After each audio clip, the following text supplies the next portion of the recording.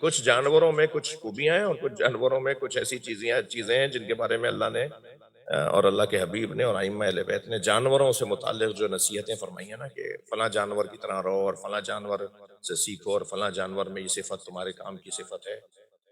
اشرف المخلوقات انسان کو کہا جا رہا ہے کہ جانوروں کی طرح زندگی گزارو. یہ کیسے ممکن ہے؟ یہ کیا مطلب ہے اس کا؟ اللہ نے ہر مخلوق میں، خاص طور پہ ہر جانور میں کوئی نہ کوئی ایسی خوبی رکھی ہے جو انسان کی ضرورت ہے. جی ایک حدیث آپ کو ہدیہ کرنے کا دل کر رہا ہے. ارشاد فرماتے کونو کالحیہ، سانپ کی طرح زندگی گزارو. مولا نبی سے ہاتھ جوڑ کر کہوں یا رسول اللہ، اشرف المخلوقات اور سانپ کی طرح زندگی گزارے، کیا مطلب ہے اس کا؟ میں ایک اپنے بزرگ عالم دین کے پاس اپنے ایک استاد کی خدمت میں حاضر ہوا. میں نے کہا مجھے ذرا یہ حدیث سمجھائیے، کونو کالحیہ، سانپ کی طرح رہو، کیا مطلب ہے اس کا؟ ہم انسان سانپ کی طرح رہیں؟ تو انہوں نے فرمایا کہ سانپ کے اندر 3 خصوصیات اور 3 صفات ایسی ہیں جو اچھی ہیں، ان کو اپنانے کی دعوت ہے. مگر ان 3 میں بھی 2 ایسی ہیں کہ جو بہت اچھی نہیں ہیں، اچھی ہیں مگر بہت اچھی نہیں ہیں. مثلا ایک صفت سانپ کے اندر یہ ہے کہ سانپ جب تک اسے یہ احساس نہ ہو کہ مجھ پہ حملہ ہونے والا ہے، اس وقت تک حملہ نہیں کرتا، پہل نہیں کرتا حملہ کرنے میں. لہذا سوئے وہ کو نہیں ڈستا. سانپ بچوں کو نہیں ڈستا، بچوں کے ساتھ کھیلتا ہے اور چلا جاتا ہے، ان سے لپٹے گا، ان کے ساتھ کھیلے گا، پھر چلا جائے گا. ٹھیک ہے، سوئے ہوئے کو بھی نہیں ڈسے گا. میں پاگل سانپ کی بات نہیں کر رہا.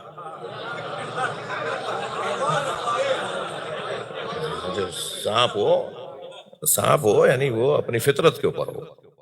تو یہ جب تک اسے احساس نہیں ہوتا کہ ہم اب جیسے آپ لکڑی لے کے کھڑے ہوں گے، پتھر لے کے کھڑے ہوں گے، اس کے اوپر اس سامنے آ کے کھڑے ہوں گے، پھر وہ حملہ کرے گا. تو شاید یہ فرمایا جا رہا ہے کہ جب تک تمہارا دشمن تم پر حملہ نہ کرے، تمہیں تنگ نہ کرے، کسی کو تنگ نہیں کرو. یہ اچھی بات ہے مگر بہت اچھی نہیں ہے. یہاں تو یہ کہا گیا ہے کہ دیکھو کہ حملہ کرنے والا، تکلیف دینے والا ہے کون. اگر اس کے دل و دماغ میں کسی کونے میں علی بستا ہے، اگر اس کے دل و دماغ میں کسی کونے میں سیدہ کی محبت ہے، تو پھر اس کو معاف کر دو. اس نے ایک بات کی ہے، بدلہ نہیں لو، اسے درگزر کرو. ہر آدمی کے ساتھ ایک جیسا رویہ نہیں رکھو. عطا جو دشمنان اہل بیت ہیں ان کے ساتھ بھی اپنا اخلاق اچھا رکھو.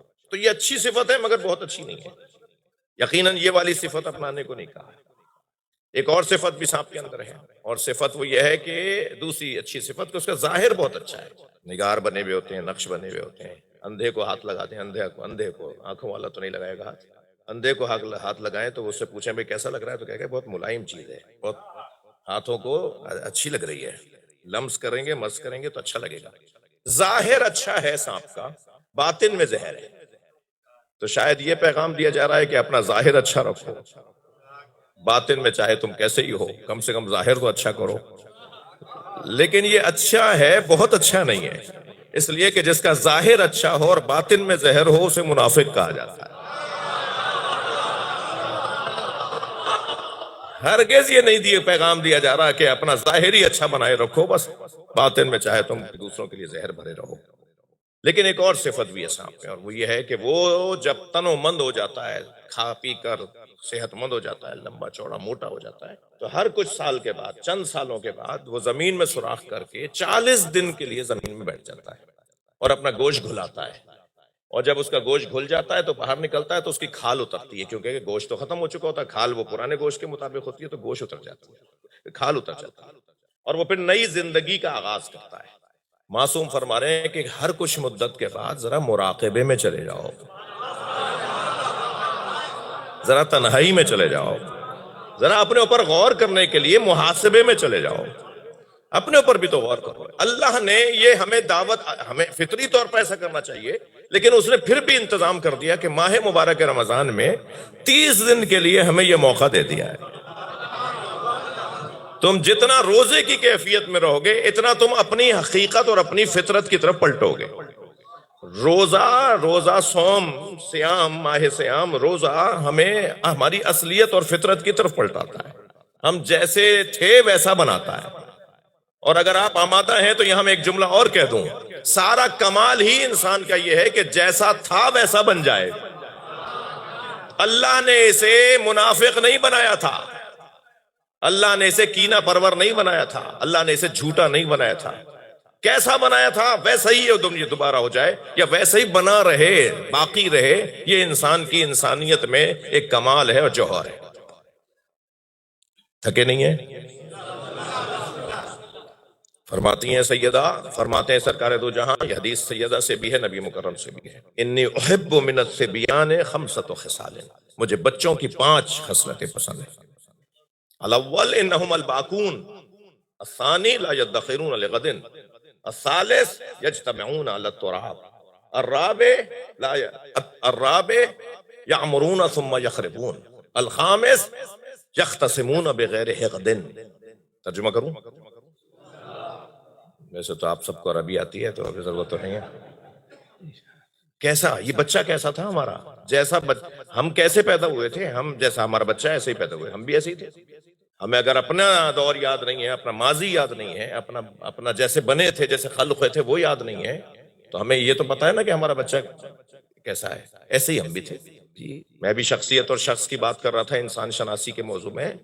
عزیزان گرامی، کبھی غور فرمایا کہ 1400 سال پرانی کتاب قرآن یہ جدید دور کے ساتھ کیسے چل رہی ہے؟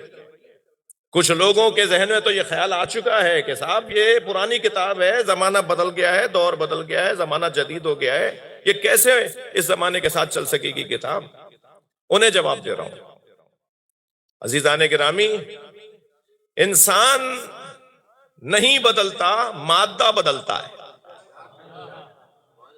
انسان نہیں بدلتا. جیسے ہمارا آج بچہ ہے، ہمارے پردادا بھی ایسے ہی تھے جب پیدا ہوئے تھے. انسان نہیں بدلتا، وسائل بدلتے ہیں، مادہ بدلتا ہے. ہمارے کپڑے بدل گئے، ہمارے دادا پردادا بغیر پگڑی کے باہر نہیں نکلتے تھے. آج کوئی پگڑی نکال کر پہن کر باہر آ جائے تو اس کو سب مڑ مڑ کے دیکھ رہے ہوتے ہیں. آپ اپنے دادا کی تصویر دیکھیے، اپنے پردادا کی تصویر دیکھیے، بغیر سر کھلے نہیں باہر آتے تھے. ان کا حلیہ کچھ اور ہوتا تھا، ان کا لباس کچھ، پہلے کی غذائیں کچھ اور تھیں، آج کی غذائیں کچھ اور ہیں. پہلے مکانات کا انداز بنانے کا کچھ اور تھا، آج بنانے کا انداز کچھ اور ہے. پہلے کی سواریاں کچھ اور تھیں، آج کی سواریاں کچھ اور ہیں. یہ جتنی مثالیں ہیں نا، یہ ساری مادے کے بدلنے کی مثالیں ہیں، انسان کے بدلنے کی نہیں ہیں.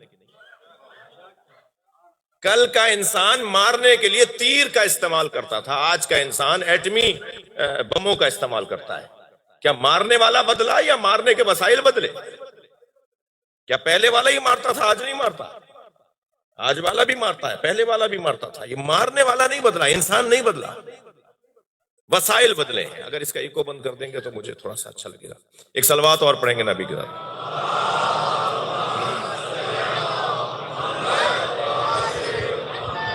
بات تھوڑی سی آگے جائے. نعرہ صلوات. ایک گاڑی باہر وائٹ پجیرو روڈ بلاک کر رہی ہے، 30072 نمبر ہے. جس کی گاڑی ہو ذرا پلیز جا کے ہٹا لے فوراً. وائٹ پجیرو ہے. نعرہ صلوات.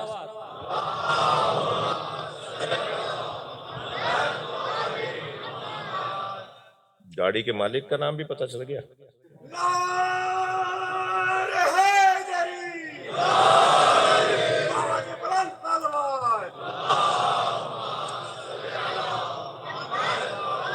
بھائی میں الفاظ کو دوبارہ سن لیا. کس کی گاڑی ہے؟ کوئی جا رہا ہے؟ نہیں، شاید یہاں نہیں ہے وہ جن کی گاڑی ہے. ایک اور بلند صلوات پڑھیں.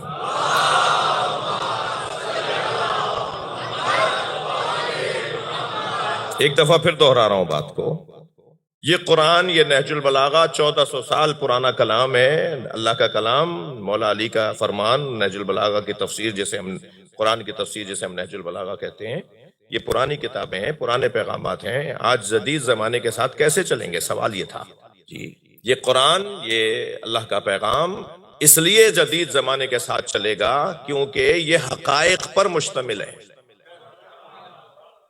اور مادہ بدلتا ہے، حقائق نہیں بدلتے.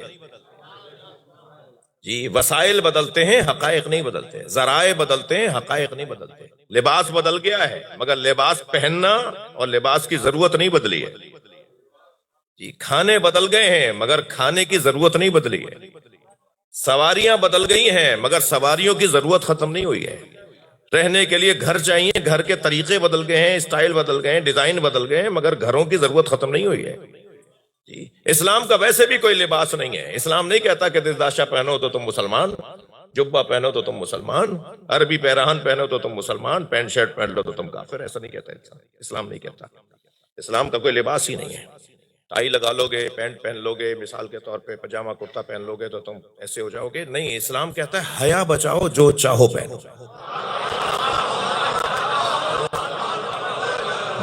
بے حیائی کو اسلام پسند نہیں کرتا. اب یہ جو حیا ہے نا، یہ ایک حقیقت ہے. اب اس حقیقت تک پہنچنے کے لیے جو بھی تمہیں لباس مل رہا ہے وہ پہنو.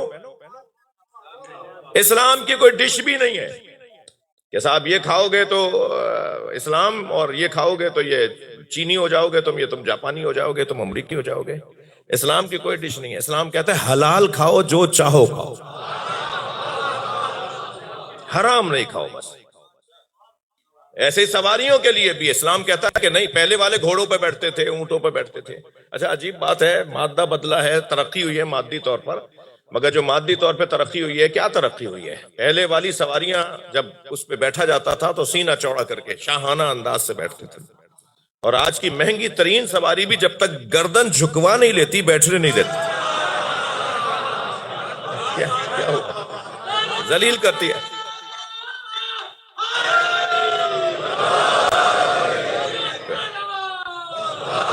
اللہم صلی علی محمد وعلی محمد. اسی طرح آپ مکانات کو لے لیجئے جی. پہلے وہ سادے مکانوں میں اور کچے مکانوں میں رہتے تھے، آج بڑے مہنگے چیزوں کا استعمال ہے تعمیرات کے اندر. تو اسلام کا بھی کوئی مکان نہیں ہے کہ یہ والا ڈیزائن ہوگا تو اسلامی طرز تعمیر ہے، اور یہ والا ہوگا تو یہ کافرانہ انداز تعمیر ہے. نہیں، اسلام کہتا ہے نہیں، تم چاہو جتنے بڑے مکان میں رہو، مگر یاد رہے کسی کا مال کھا کے گھر مت بنانا. بہنوں کا حصہ دو، بھائیوں کا حصہ دو. صلوات پڑھیں ذرا محمد و آل محمد.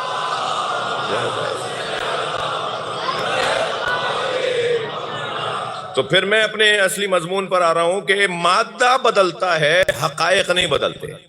اور قرآن مجموعہ ہے حقائق کا. نہج البلاغہ مجموعہ ہے حقائق کا، حقیقت نہیں بدلتی. مثال دے رہا ہوں، مثلا مولا علی، یہ فرمان مولا علی کا ہی ہے، الناس اعداء ما جہلوا. انسان ہر اس چیز کا دشمن ہے ما جہلوا، جس کے بارے میں وہ جاہل ہے، جس کے بارے میں جانتا نہیں. یہ حقیقت ہے یا نہیں؟ 1400 سال پرانی مولا کی خواہش ہے، مولا کا فرمان ہے، مولا کی فرمائش ہے، مگر کیا بدل گیا ہے؟ یہ ایسا نہیں ہے. اب صحیح ہے یا نہیں؟ کیسے تھے ہم؟ ہمیں انسان کو جیسا بنایا تھا نا اللہ نے، ایسا ہی یہ واپس جائے دنیا سے. یہ 120 سال کا دنیا سے جائے، 200 سال کا دنیا سے جائے، جب جانا چاہتا ہے جب جائے، مگر ایسے جائے جیسے آیا تھا. تو یہ کیسا آیا تھا وہ میں حدیث سنا رہا تھا. فرماتے ہیں کہ مجھے بچوں کی، ظہر الربیع میں نعمت اللہ جزائری نے اس حدیث کو لکھا ہے، یہ حدیث سیدہ سے بھی منسوب ہے، بی بی اس کی راویہ ہیں. مجھے بچوں کی 5 خصلتیں پسند ہیں. الاول انہم الباکون، مجھے اچھا لگتا ہے یہ روتے زیادہ ہیں. یہ روتے زیادہ ہیں، ان کا کام رونا ہے. ہمارے ہاں تو مولانا کے پاس لے جاتے ہیں، دعا دم کر دیجئے، ہمارا بچہ روتا بہت ہے. ہر کچھ دن بعد ڈاکٹر کے پاس لے جائیں گے، یہ روتا بہت ہے. بھئی یہ بچہ ہے، یہ روئے گا نہیں. یہ ایک ہی چیز اس کے پاس ہے، وہ بھی تم چھین رہے ہو اس سے. رونے کے علاوہ اور اس کے پاس کیا ہے؟ یہ تو اپنی ساری بات رونے کے ذریعے سے ہی پہنچاتا ہے. اور بی بی فرما رہی ہے مجھے اچھا لگتا ہے کہ یہ روتا زیادہ ہے. اور کیوں اچھا لگتا ہے؟ رونے والا کون ہوتا ہے بھائی؟ توجہ، رونے والا وہ ہوتا ہے جس کا دل نرم ہوتا ہے. لہذا بچے اور خواتین جلدی روتے ہیں. خواتین بھی جلدی روتی ہیں اور بچے بھی جلدی رو پڑتے ہیں. وجہ کیا ہے؟ ان کا دل نرم ہے. اور یقین جانیے یہ دل نرم کرنے کا جو جذبہ ہے نا، یہ دل نرم کرنے کی جو مشق ہے، یہ اتنی اساسی بات ہے، اتنی بنیادی بات ہے. تھوڑی دیر کے لیے میں ان دوستوں سے کہہ رہا ہوں کہ اپنے کان میں روئی ڈال لیں کہ جو یہ کہتے آئے ہیں اب تک، یعنی میں ان سے اختلاف کر رہا ہوں کہ رونے کا مقصد کیا ہے؟ رونے کے لیے ہم کیوں پیدا ہوئے ہیں؟ صرف رونے کے لیے مجلسیں کیوں کرتے ہو؟ یہ کیا بات ہوئی کہ رونے کے لیے مجلس ہو رہی ہے؟ رونا ہدف نہیں ہے. یہ والے الفاظ ہم سنتے ہیں. میں کہتا ہوں نہیں، رونا ہدف ہے. رونا ہدف ہے. جس زاویے سے میں دیکھ رہا ہوں، میں آپ سے جھگڑا نہیں چاہتا، جس زاویے سے میں دیکھ رہا ہوں اس زاویے سے دکھا رہا ہوں.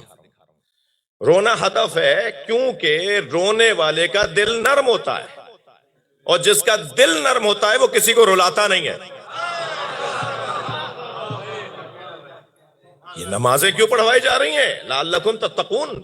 یہ روزہ کیوں رکھوایا جا رہا ہے؟ تاکہ تمہارا خضوع اور خشوع ہو جائے تمہارے اندر. تمہارا دل نرم ہو جائے. دل نرم بنانے کے لیے اللہ نے عبادتوں کو رکھا ہے. اور یہ چیز ہمیں جو ائمہ اہل بیت نے عطا کی ہے رونے کی, جو رونے کو نہیں سمجھ پا رہے, جو رونے کو بدعت کہہ رہے ہیں, اور وہ بہرحال ان کے ابا اماں نے انہیں روکا ہے کہ چلے جاؤ مجلس میں مگر رونا مت. یا کسی تاریخ کی ایک ایسی شخصیت کو وہ اپنا پیشوا مانتے ہیں کہ جنہوں نے رونے سے روکا ہے, تو وہ مانے انہیں اپنا بڑا, جن کے کہنے پہ وہ رو نہیں رہے. مگر ہم جن کے کہنے پہ رو رہے ہیں وہ تاریخ کی کسی بھی بڑی شخصیت سے کم شخصیت نہیں ہے, بلکہ ہمارے عقیدے مطابق بڑی شخصیت, جنہوں نے ہمیں رونے پہ لگایا ہے. یہ خود رونا جو ہے نا, یہ دل نرم کرنے کا ایک ذریعہ ہے. اور بی بی فرما رہی ہیں, مولا فرما رہے ہیں, مجھے اچھا لگتا ہے بچے روتے زیادہ ہیں. دل نرم بنانا. لا يدخرون لغد, آج کا کام کل پہ نہیں چھوڑتے, ابھی چاہیے, یہی چاہیے. آپ کتنا ہی کہیں ان بچوں سے بیٹا کل دلوا دیں گے, اس سے اچھا دلوا دیں گے, نہیں مجھے تو یہی چاہیے. ضد کرے گا, لوٹ جائے گا, لیٹ جائے گا, بل بلائے گا, روئے گا, پیٹے گا, مجھے یہی چاہیے. بچہ اپنے اس عمل سے بتا رہا ہوتا ہے آج کا کام کل پہ نہیں چھوڑتے. جو تم نے طے کر لیا ہے, جو ہم نے طے کر لیا, اسے کر جاؤ نا بھائی. یہ کیوں کہہ رہے ہو کل دلائیں گے؟ دلانے کی چیزیں تو آج ہی دلاؤ. پھر فرماتی ہیں یجتمعون علی التراب, یہ مٹی پر بیٹھ جاتے ہیں. یہ مسندوں کو تلاش نہیں کرتے, یہ گدوں کو نہیں ڈھونڈتے, یہ تکیوں کی تلاش میں نہیں ہوتے, یہ اپنی شخصیت کی تلاش میں نہیں ہوتے. انہیں تو جہاں جگہ ملتی ہے وہاں بیٹھ جاتے ہیں. اماں اجلے سے کپڑے پہنائے, بال کنگا کر کے, پاؤڈر وارڈر لگا کے, خوشبو لگا کے بچے کو تیار کر کے چھوڑتی ہے, کچھ ہی دیر میں مٹی میں اٹے ہوئے آ رہے ہیں. ارے بھائی بیٹا کیا کر لیا؟ کہ ہم باہر گئے تھے, وہاں مٹی پڑی تھی, وہاں ہم کھیل رہے تھے. بٹ بچہ مٹی پر بیٹھ کر, خاک پر بیٹھ کے بتاتا ہے تکبر اچھی بات نہیں ہے, غور نہیں کرنا چاہیے. ہم ایسے پیدا ہوئے تھے, ہم متکبر پیدا نہیں ہوئے تھے. جی دنیا کا مہنگا, دنیا کا امیر ترین انسان بھی ہوگا نا, اس کا بچہ بھی ایسا ہی ہے.